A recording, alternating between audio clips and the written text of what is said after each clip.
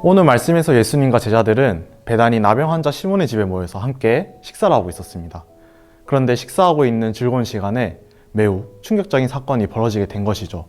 바로 함께하고 있는 한 여인이 예수님의 머리에 매우 귀한 향유 한 옥합을 다 부어버린 것입니다.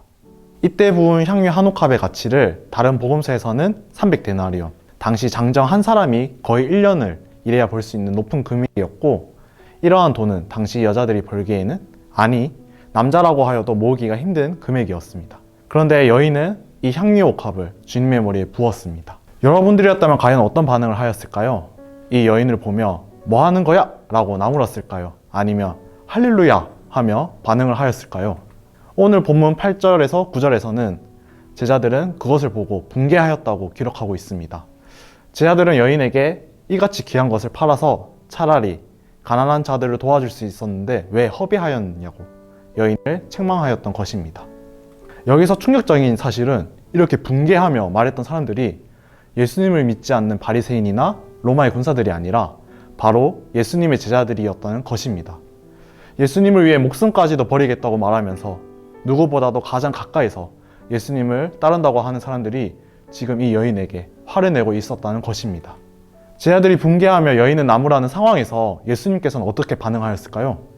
예수님께서는 다른 이들의 비난 가운데 자신의 죽음을 위해 이렇게 행동한 여인의 마음을 아셨고 이를 잘했다며 칭찬해 주셨습니다.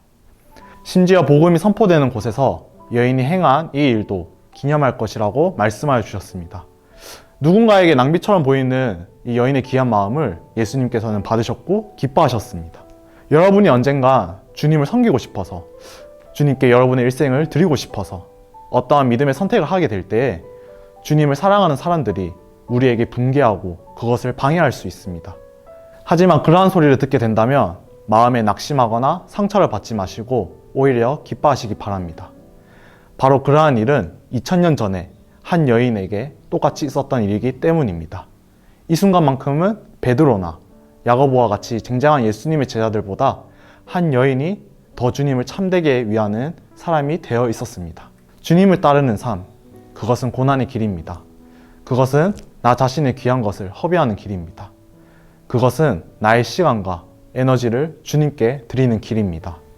그리고 주님을 따르는 길에는 오해와 비방이 따를 것입니다.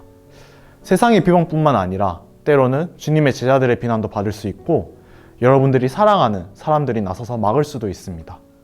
물론 우리는 여러 사람들의 조언을 귀담아 들을 수 있을 만큼 겸손한 사람이 되어야 합니다.